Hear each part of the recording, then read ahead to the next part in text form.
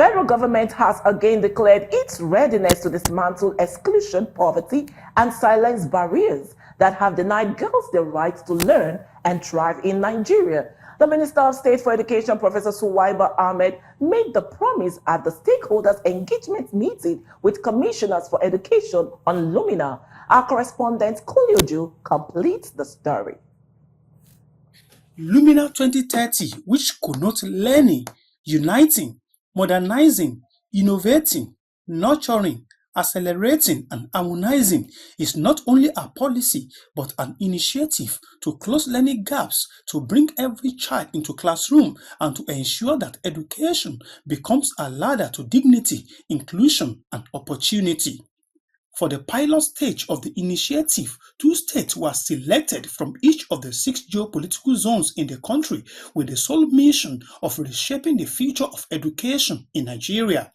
In a remark at the event, the Minister of State for Education, Professor Suwaiba Ahmed, declared that the initiative was unique as it places caregivers at the center, integrates financial literacy and entrepreneurship, leverages technology for transparency, builds partnership for sustainability, operates with robust governance structures. So Luminah is not just another government program.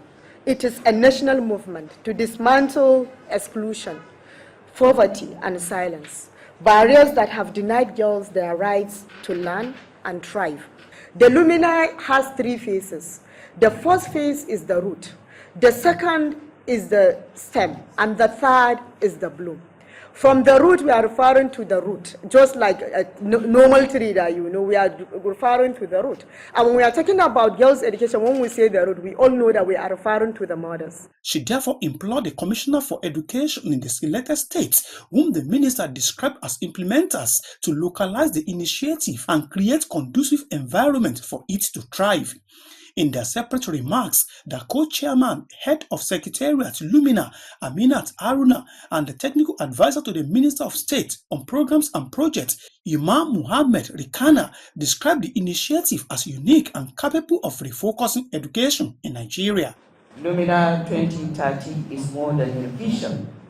It is a shared framework for driving inclusive growth, resilient system, and women and girls centers development.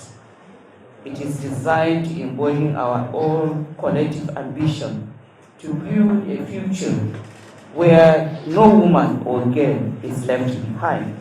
In terms of the root phase, that is targeting our mothers, because once the mother is empowered, she will ensure that her child is able to access education at all levels.